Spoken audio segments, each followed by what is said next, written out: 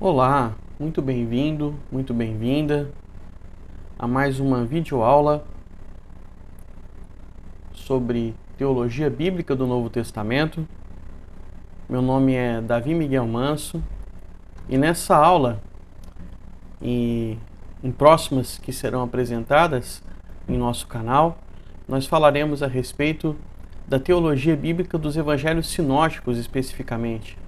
E faremos isso usando como referência o livro de Hermann Ridderbos, chamado A Vinda do Reino. Nessa videoaula em particular, nós trataremos do capítulo 2 desse livro, que fala a respeito do caráter geral do reino dos céus. E nessa primeira parte, a respeito do capítulo 2, nós veremos o modo como Ridderbos aborda três características a respeito do reino de Deus ou da vinda do reino de Deus. Ele irá nos mostrar a partir da pregação de Jesus e a partir da pregação de João Batista, e particularmente a partir da primeira parte da pregação de Jesus contida nos evangelhos sinóticos, que o reino dos céus tem três características, na verdade 5 características. Ele é teocêntrico, dinâmico, messiânico, presente e futuro. Nessa videoaula nós abordaremos as 3 primeiras características, que mostram o reino de Deus como teocêntrico, dinâmico e messiânico. É um prazer tê-lo conosco e eu espero que você desfrute e aproveite dessa videoaula e aprenda lições importantes a respeito desse conceito teológico fundamental que é o conceito de reino de Deus.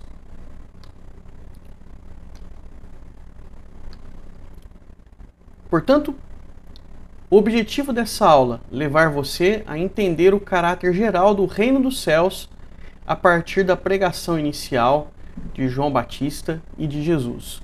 Uma pergunta interessante para nós fazermos, como ponto de partida para essa nossa reflexão a respeito do caráter geral do reino dos céus, ou reino de Deus, é exatamente isso.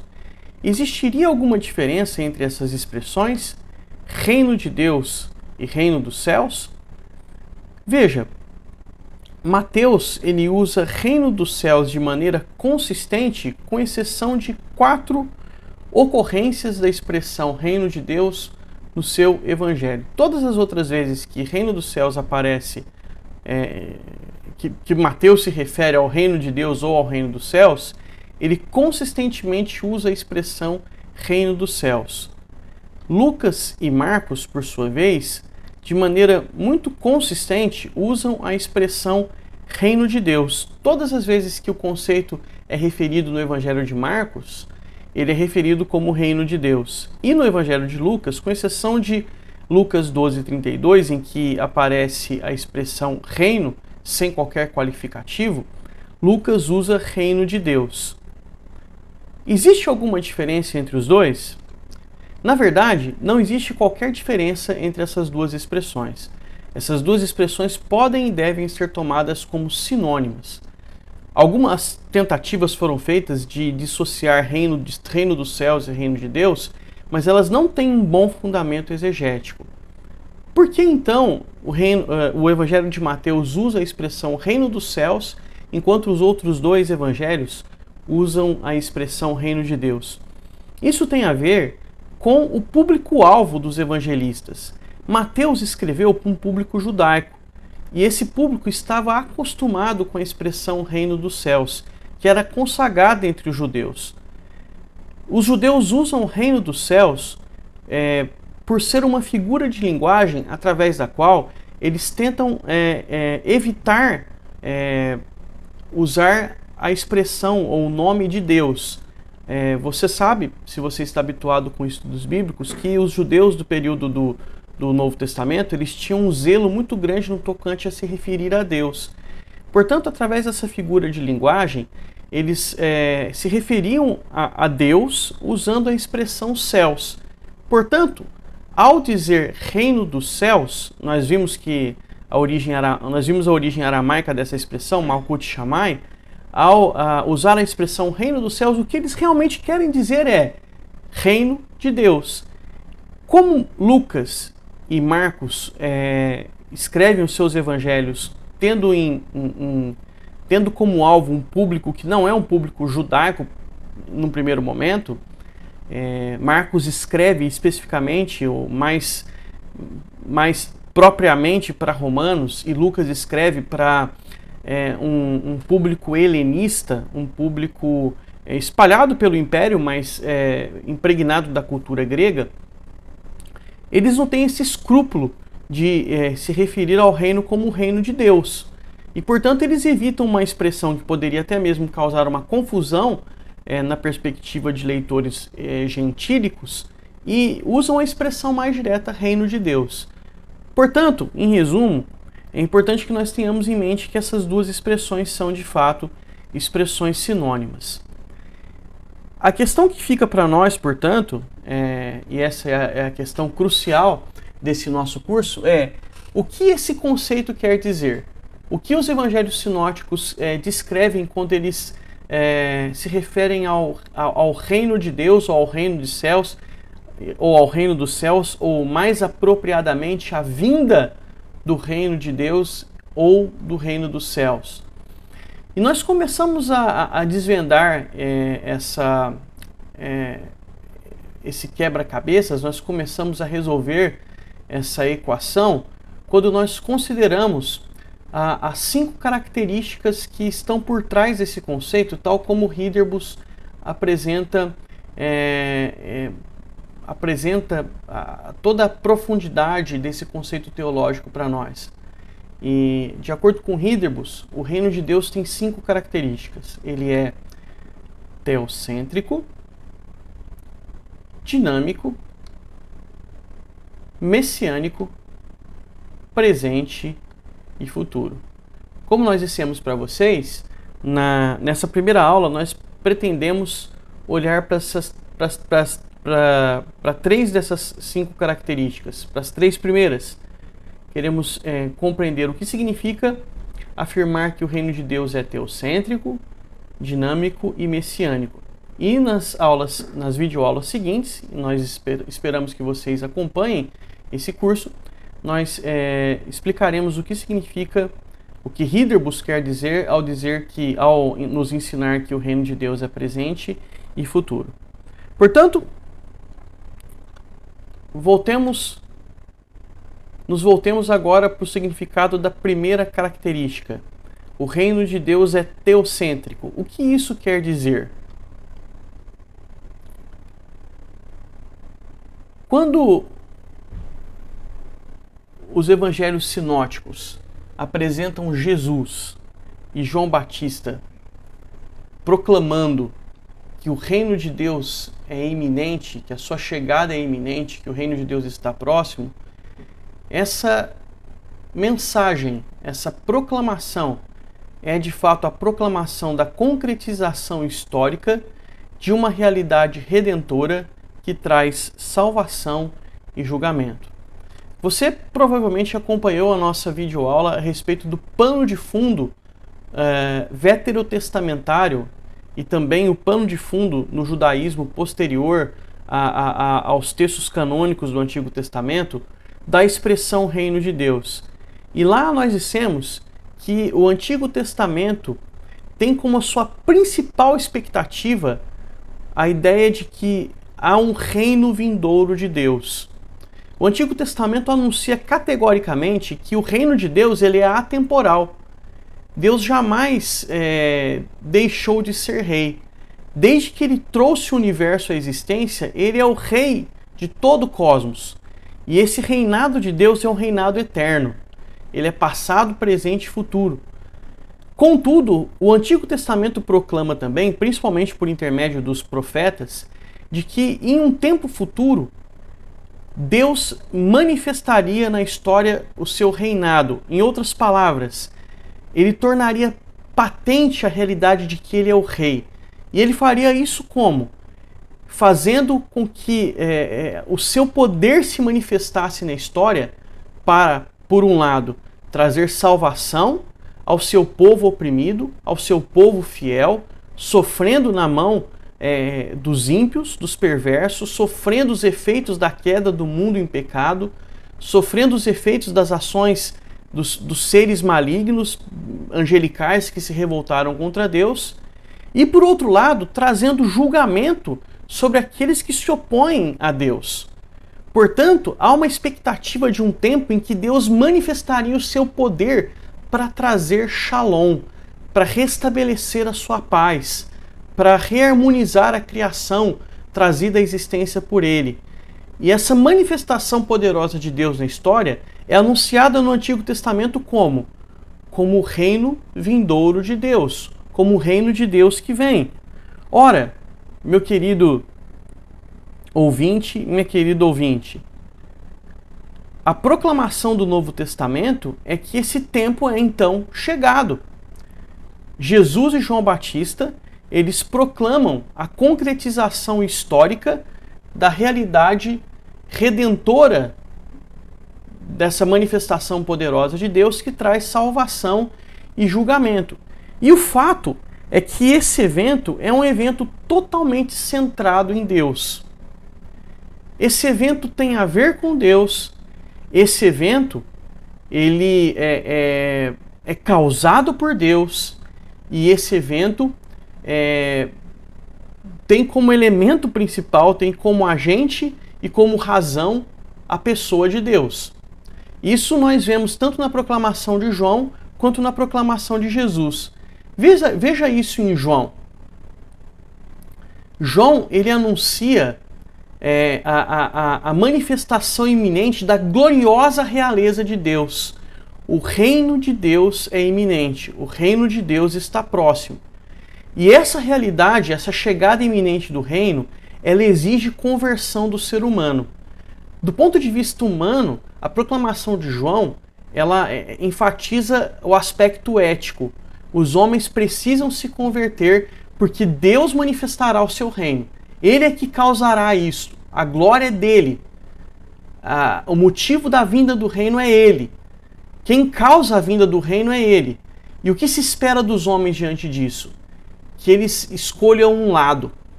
Que eles manifestem por meio das suas obras que se arrependem e estão, portanto, em paz com Deus.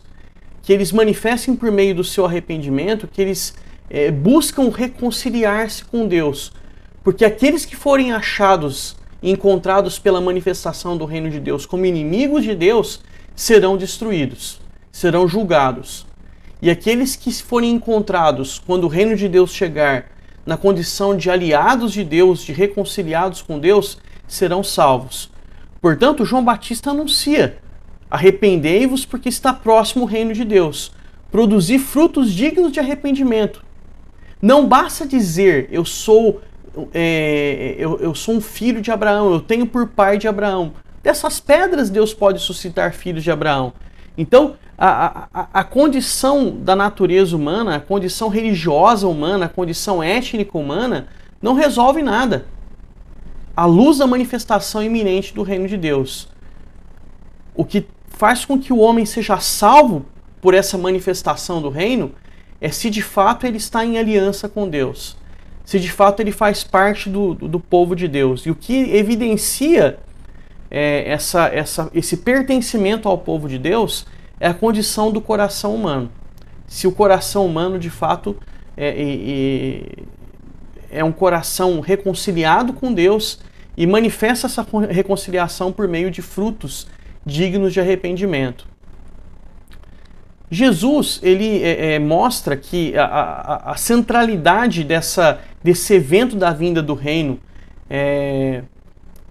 ela repousa na pessoa de Deus, enfatizando um outro aspecto, enfatizando a questão da santidade de Deus, da glória manifesta por meio da vinda de Deus. Ele não enfatiza tanto a questão do julgamento como João Batista enfatiza, mas ele mostra que, diante da realidade da vinda de Deus, a única coisa que o ser humano pode fazer é orar. A vinda de Deus vem para santificar o nome de Deus. Veja que tem a ver com Deus. É Deus que é o nome de Deus que é santificado por meio dessa vinda. E o que nós, seres humanos, podemos fazer para que o reino venha? Então somente clamar por sua vinda. É isso que nós encontramos na oração do Senhor, na oração do Pai Nosso. Pai nosso que estais nos céus, santificado seja o seu nome, venha o teu reino, faça-se a tua vontade assim na terra como nos céus. Portanto, a oração do Senhor nos ensina que o reino de Deus, em sua vinda, ela tem a ver com a pessoa de Deus. Por meio da vinda do reino, é o nome de Deus que é santificado.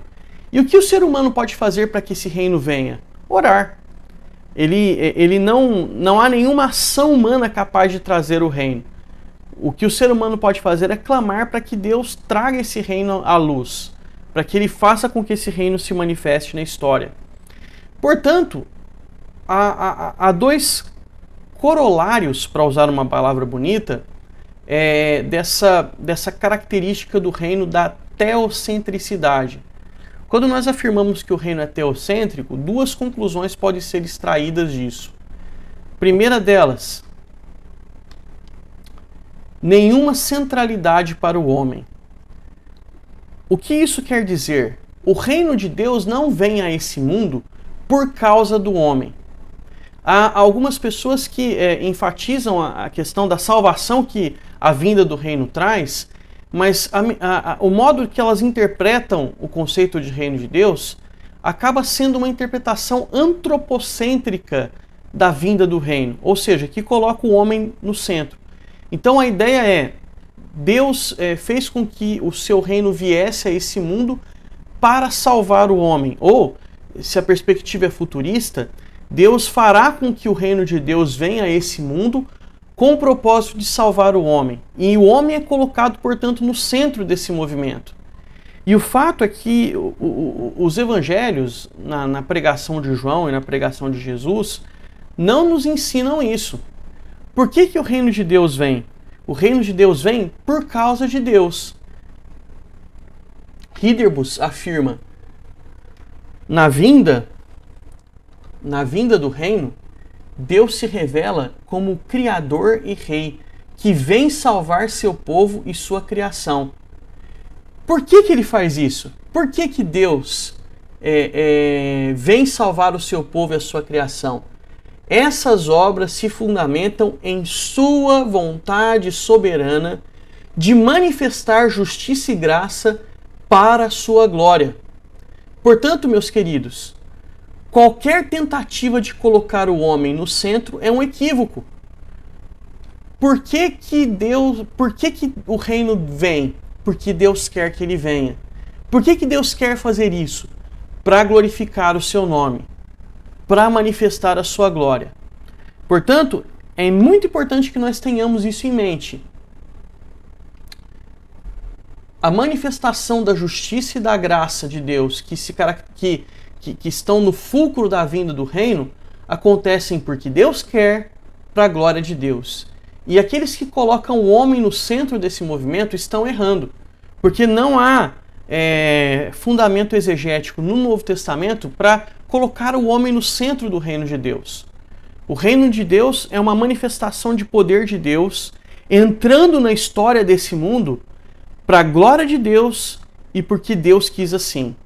É um ato soberano de Deus que Deus realizou tão somente para que o seu nome seja glorificado, tanto por meio do julgamento desses poderes que se levantaram contra Deus, tentando usurpar um reino que sempre foi dele, parasitando a criação de Deus para produzir mal, pecado, rebeldia, perverter as coisas boas que Deus fez. Deus julga esses poderes e, portanto, porque ele quis, ele se glorifica ao trazer julgamento sobre isso, quanto ao salvar aqueles que ele decidiu salvar, ao salvar aqueles que ele escolheu salvar, ao restaurar a criação, ao fazer com que a criação volte novamente a ser próspera, a expor todo o seu potencial, toda a glória que ela tinha antes de ser atingida, fulminada pelo pecado. Quando Deus redime, condenando o pecado, condenando o pecador, condenando Satanás, quando Deus redime, salvando aqueles que ele decidiu salvar, restaurando o cosmos, ele faz isso porque ele quer. Ele faz isso motivado por uma só razão: glorificar o seu nome. E o fato, meu querido, é que quando Deus é glorificado, o resultado disso é paz e bênção para nós. Deus é o único ser que pode agir com o propósito de buscar a sua própria glória e não ser egoísta. Por quê? Porque a glória de Deus é bênção para toda a criação. A glória de Deus é paz para os homens. A glória de Deus é algo que promove o nosso bem. Porque Deus é perfeito. E quando Deus se glorifica, como ser santo e perfeito que Ele é, o resultado disso é bênção para todos nós. É alegria para todos nós, é gozo para todos nós. Portanto, não há, nesse movimento de Deus em trazer o seu reino, nenhuma centralidade para o homem. E também não há nenhuma participação humana nisso. O ser humano não causa o reino de Deus. O ser humano não participa em nenhum aspecto, de nenhuma maneira, na vinda do reino. Quando nós nos prostramos em oração, orando a oração que o Senhor nos ensinou a orar, clamando, venha o teu reino, o que nós estamos fazendo é reconhecendo que a ação de trazer esse reino, de fazer com que esse reino se manifeste na história, é uma ação única e exclusiva da parte de Deus. É prerrogativa de Deus fazer com que o seu reino venha. E o homem não participa disso. Algumas interpretações erradas foram feitas ao longo da história nesse sentido. No contexto da teologia liberal clássica, no conceito do liberalismo, no contexto do liberalismo teológico clássico, havia uma ideia de imanência do reino como uma coisa que é simplesmente um processo histórico imanente, presente na realidade humana, na vivência humana. E é o homem que causa isso. Então a ideia que se tinha era o reino de Deus será consequência da cristianização da humanidade. E por cristianização entenda aderência dos valores éticos do cristianismo. Então chegará um momento em que o ser humano, tornando-se cristão ou não, aderirá aos princípios cristãos, os valores de amor ao próximo, de benignidade, de benevolência, de compaixão. E o resultado disso será que o mundo se tornará o reino de Deus. Então esse conceito imanente de que o reino de Deus seria a promoção dos valores cristãos por parte do ser humano. Então é o ser humano que faz com que o reino de Deus venha. É uma ideia bastante imanente, antropocêntrica, de que o reino de Deus seria causado pelo ser humano. E, na verdade, Deus fica excluído desse processo, porque, no contexto do liberalismo teológico, o mundo é um sistema fechado. Né? Não há nenhum tipo de espaço para o sobrenatural, para o transcendente. Então, o reino de Deus é tão somente uma realidade imanente causada pelo ser humano, fruto da cristianização das nações, né? Dessa aderência das nações aos valores ditos cristãos. Por outro lado, em algumas interpretações da ideia de reino de Deus mais recentes, equalizam a ideia de reino de Deus com a ideia de justiça social. Então, promover o reino de Deus, expandir o reino de Deus é promover justiça social. Ora, a ideia de que o reino de Deus, o conceito certo, teocêntrico, tem como desdobramento justiça social, igualdade, promoção de justiça e de paz, essa ideia é bíblica. Porém, alguns movimentos, algumas vertentes cristãs fazem tanto do evangelho quanto do reino de Deus sinônimo de justiça social. Portanto, expandir o reino é combater a pobreza. Expandir o reino é promover justiça social.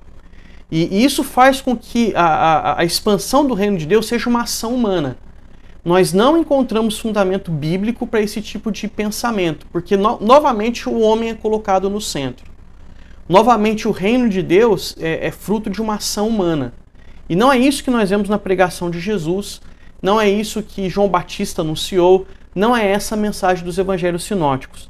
A mensagem dos evangelhos sinóticos é que o reino de Deus vem como uma ação que é prerrogativa de Deus. O reino de Deus vem como algo que é causado pelo Senhor, que é causado por Deus. E o reino de Deus vem como uma realidade que se centra, uma realidade que tem como centro o ser de Deus, a pessoa de Deus e a glória de Deus. O reino de Deus não veio por causa do homem, o reino de Deus não veio causado pelo homem, o reino de Deus veio por causa de Deus, para que Deus vindicasse a sua glória. E o reino de Deus veio como fruto de uma ação de Deus, que manifesta o seu poder na história para a redenção, tanto por meio de julgamento, tanto por meio de salvação. Portanto, considere essa afirmação. A vinda do reino resulta de uma ação exclusiva do próprio Deus, dependendo totalmente de sua atividade. Então, é uma ação exclusiva do próprio Deus que depende totalmente da sua atividade. Considere esse versículo aqui. Em verdade, vos afirmo que dos que aqui se encontram, alguns há que de maneira nenhuma passarão pela morte até que vejam ter chegado com poder o reino de Deus. Esse versículo dito por Jesus é interpretado por Híliobus, ter chegado com poder o reino de Deus. A ideia aqui é, alguns não passarão de maneira nenhuma pela morte até que o reino de Deus tenha irrompido com força, tenha forçado a sua entrada, tenha irrompido com força, tenha entrado na realidade com força. Então, a ideia é de que Deus manifesta o seu poder e força o reino para dentro dessa existência. E Jesus disse que alguns não passariam pela morte sem que isso acontecesse, ou seja, essa entrada do reino de Deus com poder e com força aconteceria ainda nos limites daquela geração. Nós vamos falar depois a respeito dessa realidade do reino de Deus como uma realidade presente já no tempo de Jesus, já no tempo dos evangelhos. Porém, o que eu quero enfocar aqui é Jesus afirmando que é Deus quem empurra o reino com força. É Ele que faz com que o reino entre. É Ele quem traz o reino para dentro da história, para dentro da realidade da vivência humana. Portanto, é um ato energético, um ato de poder do próprio Deus. Não é causado pelo ser humano. Ok? Portanto, essa é a primeira característica importante que nós vemos aí a respeito do reino de Deus. É o rei que traz esse reino. É o ser de Deus que o manifesta. Ele é fruto da ação poderosa do reino. É ele que entra na história, é ele que se faz presente na história. E essa proclamação de que Deus, por causa da sua glória, motivado tão somente pela manifestação da glória do seu próprio ser e por uma ação que é prerrogativa dele, faz com que o reino se torne uma realidade que penetra na história, que entra na história, é a mensagem que inaugura o Novo Testamento. Sob essa mensagem, o Novo Testamento é inaugurado, ele estreia, essa dispensação se inicia, né? Essa nova fase da história da redenção começa. A história da redenção que nós conhecemos, a fase da história da redenção que nós conhecemos como Novo Testamento, esse novo momento de revelação de Deus, essa fase se inicia com essa proclamação. Por uma ação miraculosa e poderosa de Deus, o reino de Deus é vindo. Então, nós temos esse novo momento de revelação. Nós temos essa nova fase da história da redenção inaugurada. E nós vemos que essa mensagem, o reino de Deus chegou, é a mensagem que é proclamada pelos apóstolos, e mesmo em outros segmentos de revelação do Novo Testamento, essa mensagem se faz presente.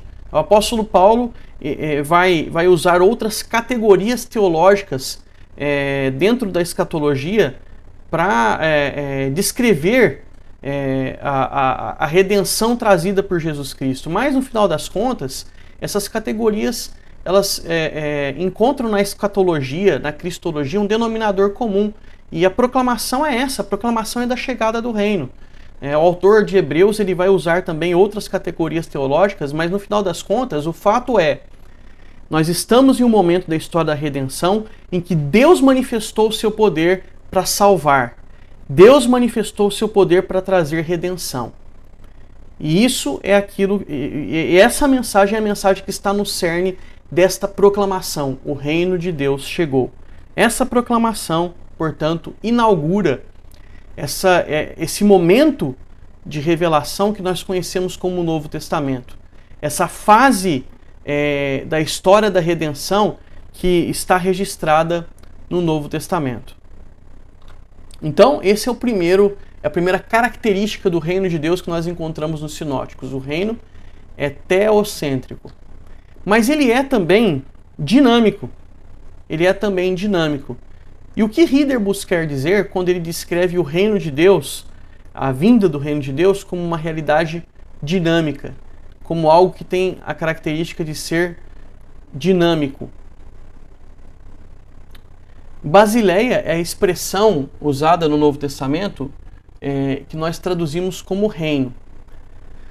E nos discursos de Jesus e também de João Batista, a ideia de Basileia ela é muito mais uma ideia que tem a ver com realeza, que tem a ver com exercício do poder real, do que com o reino como uma realidade territorial, como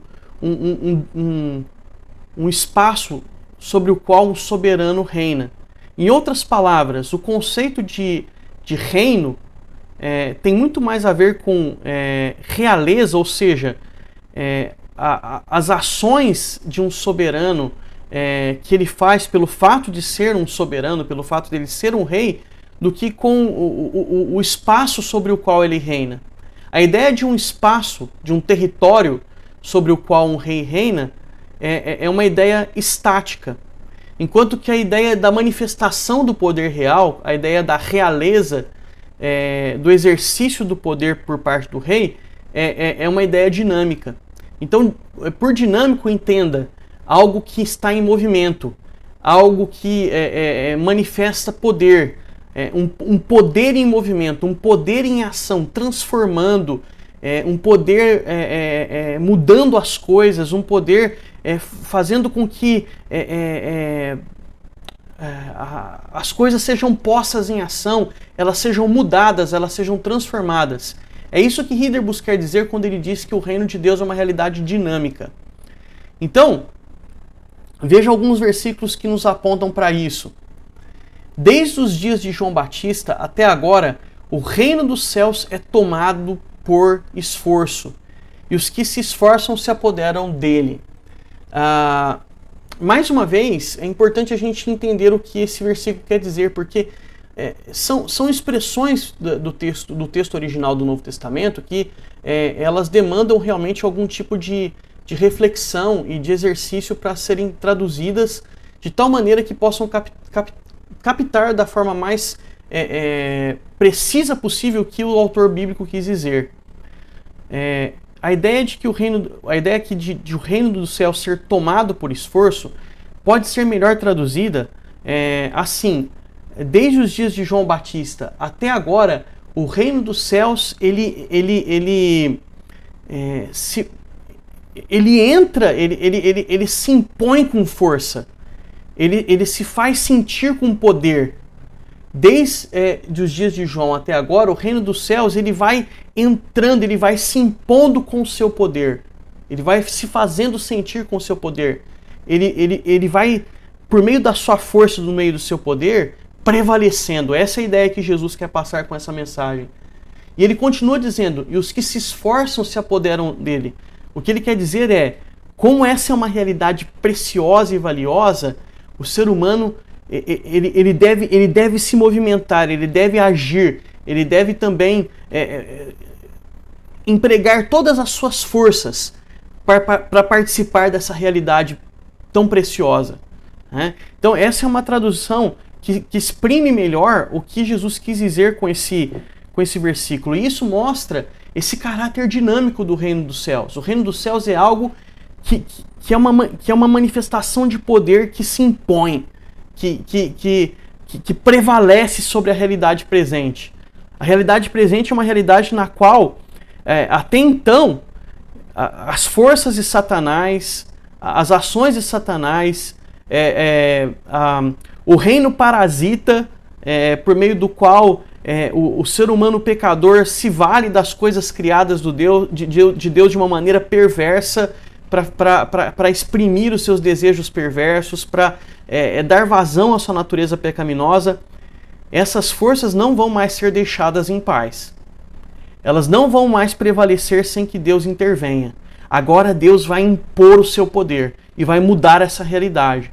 Percebe o caráter dinâmico da chegada do reino de Deus? É isso que esse texto está nos ensinando. Portanto, reino dos céus é geralmente usado com uma conotação pessoal. O foco está na pessoa do rei. A pessoa do rei, ela age.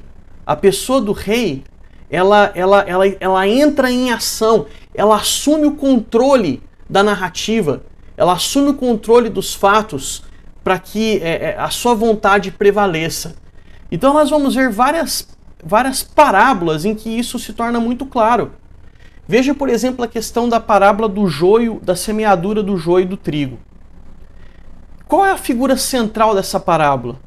A figura central dessa parábola, sem dúvida nenhuma, é a figura do dono, do senhor da propriedade. É ele que semeia a boa semente. É ele que toma a iniciativa de jogar a sua boa semente no campo. Ele é desafiado por inimigos que vão lá e vão semear o trigo também. Mas é ele que dá as cartas. É ele que, no final das contas, vai fazer a ceifa, que vai ceifar. É ele que vai separar o joio do trigo. É ele que vai colocar o trigo para queimar. É ele que vai recolher... Desculpa. É ele quem vai colocar o joio para queimar. É ele quem vai recolher o trigo no celeiro. Então, o foco das ações está no Senhor. É ele quem dá as ordens. É ele que dá a ordem para que a boa semente seja lançada. É ele que dá a ordem para que a ceifa seja feita. É ele quem dá a ordem para separar uma coisa da outra. Se você olhar para a parábola do credor incompassivo, aquela parábola do Senhor que perdoa a grande dívida, veja, quem está no foco da parábola? Quem está no foco da parábola é o Senhor. É Ele quem cobra a dívida, é Ele quem perdoa a dívida, é Ele que, no final das contas, manda para a cadeia o credor que é implacável com seus próprios devedores, que recebeu tão grande perdão, mas ainda assim cobra implacavelmente os seus devedores. A parábola dos trabalhadores da vinha, aquela parábola na qual alguns trabalhadores, vamos abrir aqui para recordar, só para não confundir uma parábola com outra. Aqui, a parábola dos trabalhadores da vinha é aquela em que Jesus diz assim: porque o reino dos céus é semelhante a um dono de casa que saiu de madrugada para assalariar trabalhadores para a sua vinha. E tendo ajustado com os trabalhadores a 1 denário por dia, mandou-os para a vinha. Então, é aquela parábola na qual Jesus conta a respeito de um senhor que vai recrutando trabalhadores para trabalhar na sua propriedade. Ele faz isso no início do dia, ele faz isso no meio do dia, ele faz isso no final do dia. E no final das contas ele paga o mesmo valor para todos os trabalhadores. Ele paga a mesma quantidade, o mesmo salário para todos. Ele é questionado por alguns e então ele enfatiza a sua bondade, a sua graciosidade em pagar a todos o mesmo valor. Quem está no controle das ações da parábola? É o Senhor. Então eu não quero aqui fazer a interpretação completa das parábolas. O que eu quero enfatizar para você aqui é o caráter dinâmico do reino. Esse caráter dinâmico se manifesta na medida em que é a pessoa do rei, é a pessoa do senhor dessas parábolas que está no controle das ações. Essa pessoa ela é dinâmica, ela nunca está parada. Ela faz com que a realidade mude. Ela tem autoridade, ela tem domínio sobre as ações. A sua palavra tem poder. Ela tem senhorio sobre os eventos. E é à luz do mando da sua palavra que o joio é separado do trigo, é à luz do mando da sua palavra que dívidas são perdoadas, que pessoas são condenadas, é à luz do mando da sua palavra que aqueles que colaboram nesse conjunto de ações recebem a sua recompensa. Portanto, quem está no controle, quem está no comando é o Senhor, é o Rei. É essa figura real, essa figura poderosa. Ela controla os eventos, ok? Então é isso que as parábolas nos revelam. O foco está na pessoa do rei. E essa pessoa exerce autoridade, essa pessoa exerce domínio real. E no dinamismo da sua autoridade, as coisas são mudadas. Ainda assim, o reino dos céus eventualmente é apresentado nos evangelhos sinóticos como um estado final de coisas. Um estado que deve ser buscado. Há um aspecto estático também na mensagem do Novo Testamento, né? Então o reino é apresentado eventualmente como um lugar onde você pode se assentar à mesa, né, e desfrutar de uma realidade permanente. Você pode beber o fruto da videira, né? É um lugar onde nós receberemos uma recompensa final. Porém, esse aspecto estático, esse estado final de coisas, que geralmente é apresentado para nós como uma realidade futura, não é, vamos dizer assim, a característica prevalecente do reino tal como apresentado nos sinóticos. A característica prevalecente, né, nessa dicotomia entre estático e dinâmico, é o aspecto dinâmico do reino, esse aspecto que um poder é manifesto, esse poder muda as coisas, ele coloca a realidade em ação, enfim, ele faz com que as coisas entrem em movimento, ele muda o cenário, ele muda a realidade, né? E é o rei desse reino que tem esse dinamismo, que tem o poder e a força para fazer com que as coisas entrem em ação, com que as coisas entrem em movimento. A ideia de dinâmico aqui é uma ideia de física mesmo, de física newtoniana, né? Dínamos como força que faz com que as coisas entrem em movimento, força que muda a realidade das coisas, que faz com que as coisas saiam da inércia, ok? Essa é a ideia de dinamismo aqui, né? E nós vemos esse dinamismo na proclamação de João e de Jesus. Veja, por exemplo, aqui, que João Batista apresenta esse rei que vem trazer o reino, que vem depois dele, como alguém que vai agir, como alguém que vai usar a sua força para mudar as coisas, né? Ele é alguém que já colocou o machado à raiz das árvores. Ele vai fazer com que as árvores que não produzem frutos sejam postas abaixo. E ele vai lançá-las ao fogo, né? Então João diz, o meu batismo, ele apenas é uma forma de vocês demonstrarem arrependimento. Eu estou batizando apenas para que vocês, por meio do batismo, apresentem fruto de arrependimento. O que essencialmente é o batismo de João? João conclama judeus a recorrerem a um ritual de purificação para demonstrarem que, ainda que circuncidados, ainda que sejam parte do povo da aliança, cientes da gravidade do momento, da urgência do momento, querem mostrar para todos, querem mostrar para Deus que estão de fato arrependidos dos seus pecados e querem ser vistos como alguém que estão em aliança com Deus, em paz com Deus, para não serem destruídos quando esse reino se apresentar. Então, João batiza apenas para arrependimento, mas o batismo que de fato vai mudar a realidade é um batismo que é trazido por aquele que vem depois de João. E aquele que vem depois de João batiza com uma energia, com um poder que muda as coisas. ele tem em suas mãos um poder para batizar com o Espírito e para batizar com o fogo. Aqueles que forem batizados com o Espírito receberão poder de Deus para serem transformados e participarem da realidade da restauração, do mundo de restauração de Deus, que faz com que com o mundo da restauração de Deus, que faz com que as pessoas participem da nova criação. São as pessoas que são batizadas com o Espírito. Elas são colocadas na nova criação de Deus, elas são parte da nova criação de Deus. E aqueles que são batizados com fogo, ora, esses vão receber condenação. Esses vão receber a realidade da justiça de Deus. Então, o batizar com o Espírito, ele está em paralelo com a ideia de guardar o trigo no celeiro. O batizar com fogo, ele está em paralelo com a ideia de colocar a palha no fogo. Há o paralelismo hebraico aqui, né?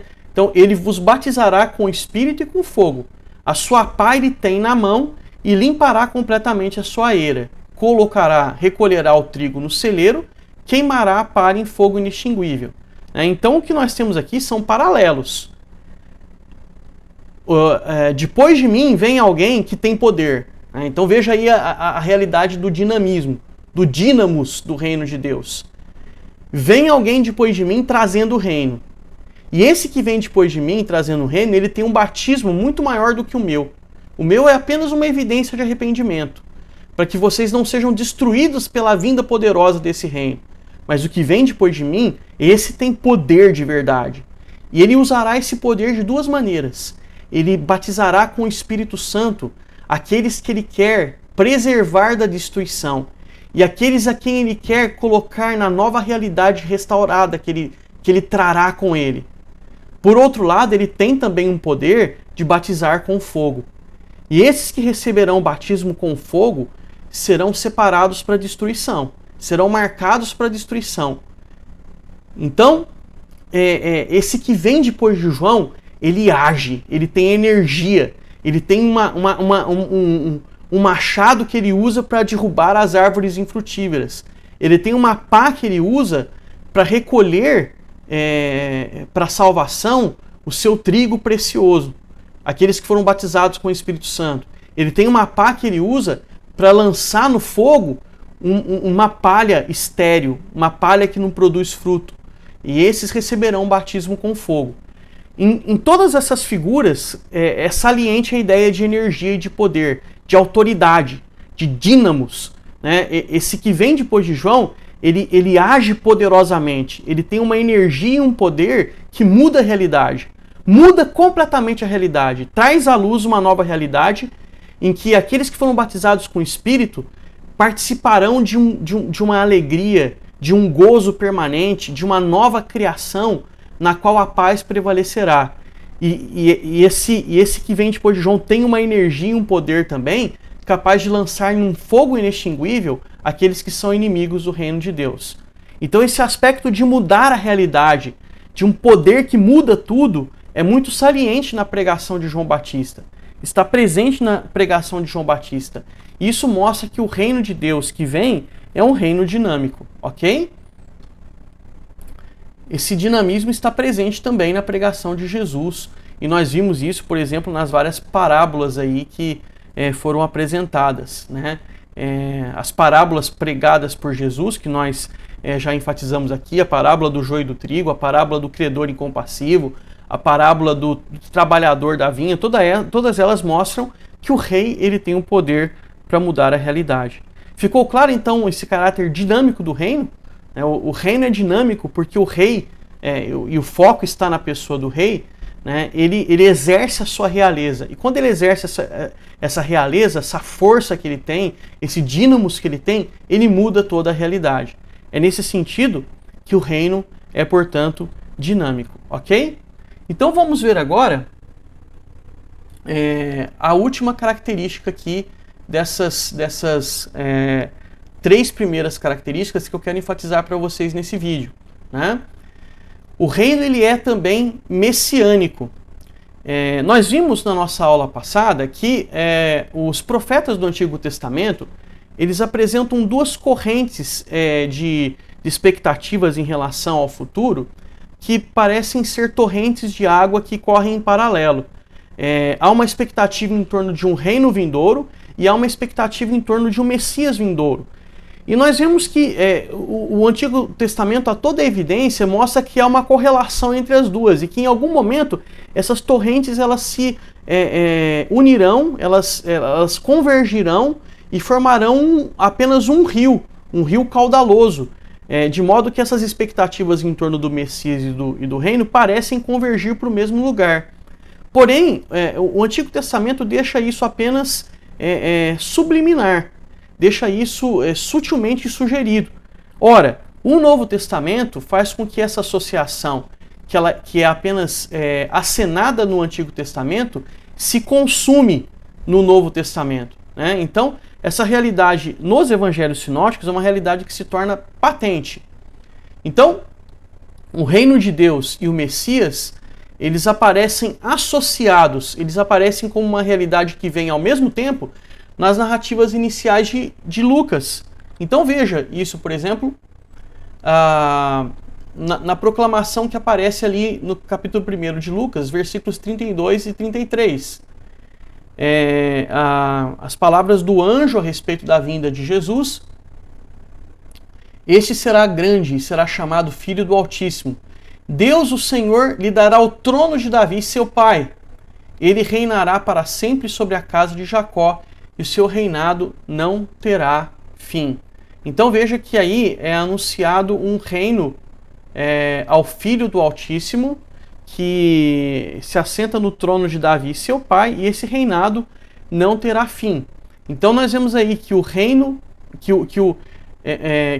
o cumprimento da promessa de Deus a Davi, de que um descendente seu se assentará no trono, é anunciado pelo anjo como um cumprimento profético que não traz para o descendente de Davi um reino apenas sobre os judeus, mas esse reino que é trazido ao descendente de Davi é um reino que não terá fim. Ou seja, o descendente de Davi cumpre a promessa ou cumpre a profecia da vinda do reino de Deus.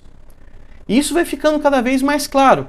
Veja, por exemplo, aqui, essa afirmação que é dita aqui no início de Lucas também, no cântico conhecido como Benedictus. Bendito seja, o cântico de Zacarias, né, o Benedictus. Bendito seja o Senhor, Deus de Israel, porque visitou e redimiu o seu povo e nos suscitou plena e poderosa salvação na casa de Davi. É o descendente de Davi,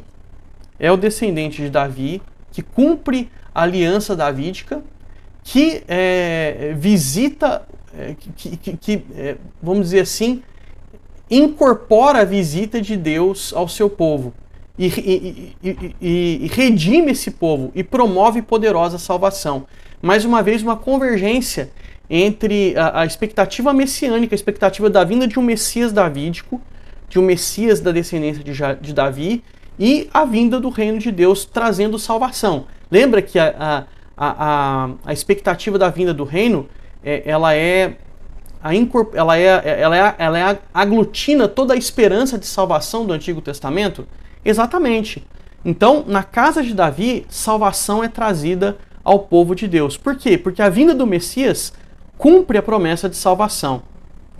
Mais um versículo. Hoje vos nasceu, os anjos anunciando o nascimento de Jesus, né? Hoje vos nasceu na cidade de Davi o Salvador, que é Cristo Senhor.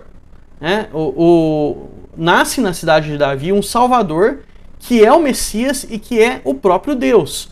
Glória a Deus nas maiores alturas e paz na terra entre os homens a quem ele quer bem. O Messias nasce, ele é o Senhor, ele é o próprio Deus que visita o seu povo e ele traz glória a Deus e paz na terra, ou seja, ele traz o reino, né? Mas essa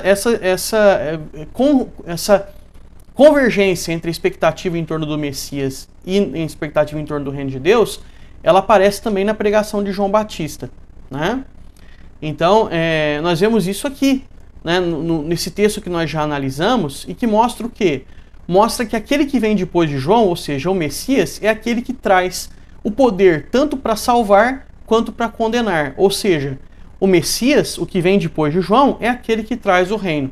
Nós já gastamos bastante tempo nesse texto, não precisamos mais nos deter nele. O reino de Deus e o Messias na pregação de Jesus. O papel central do Filho do Homem. Veja, quando Jesus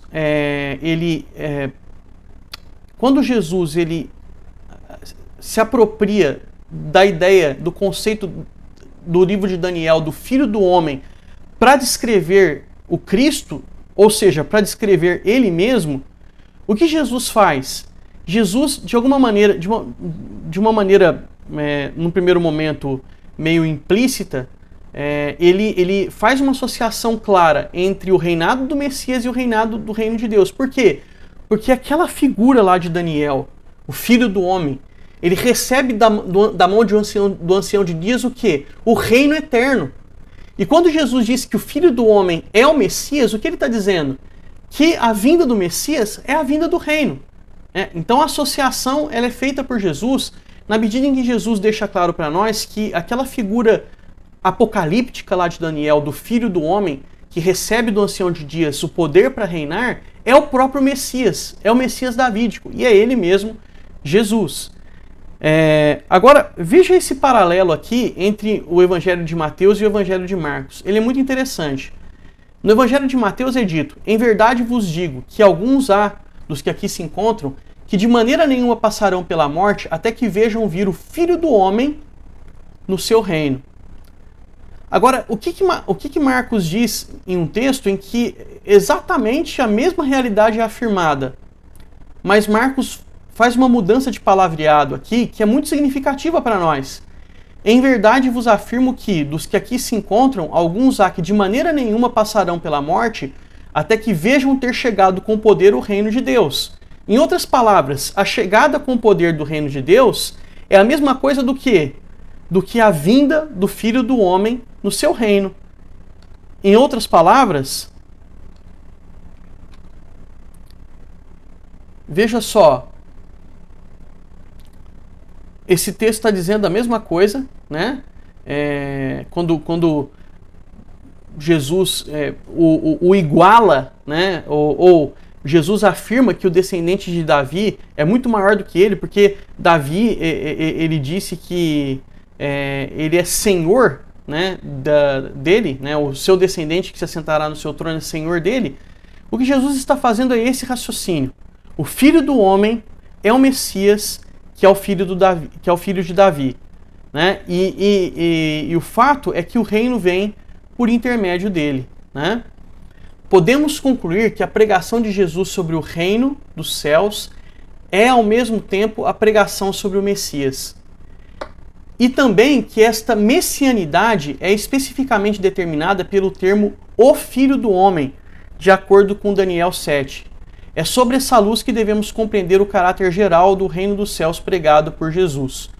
O reino de Deus, o reino dos céus, é o reino do Messias. É isso que Ridderbus está querendo dizer aqui para nós, né? Portanto, nós vimos aqui 3 características do reino de Deus. Esse reino é teocêntrico. Ele não tem, em um primeiro momento, a ver com o homem, ele tem a ver com Deus, com sua glória, ele é fruto da vontade de Deus, ele vem pela vontade de Deus, e ele só vem pelo poder de Deus. O homem não pode participar dele. Ele é dinâmico, o reino de Deus tem a ver com manifestação de poder, uma manifestação de poder que põe as coisas em movimento, uma manifestação de poder que manifesta a realeza, que muda a realidade, que altera a realidade. E esse reino é um reino que vem na pessoa do Messias. Então, é o filho de Davi, que é aquela figura apocalíptica de Daniel, cheia de poder, que reina eternamente, que é o Messias quem traz o reino. Então, 3 características muito importantes do reino de Deus nós vimos nessa nossa web aula. O reino de Deus é teocêntrico, o reino de Deus é dinâmico e o reino de Deus é messiânico. Eu espero que você tenha compreendido muito bem o que querem dizer esses três conceitos. Eu aguardo você na nossa próxima web aula, na qual nós vamos falar a respeito de mais duas características do reino de Deus. Nós vamos falar a respeito do reino de Deus como presente e vamos falar a respeito do reino de Deus como futuro. Eu tenho certeza que você está muito curioso para saber o que isso significa. Portanto, eu espero você na nossa próxima web aula. Até lá, que Deus abençoe você e eu desejo a você tudo de bom. Um grande abraço.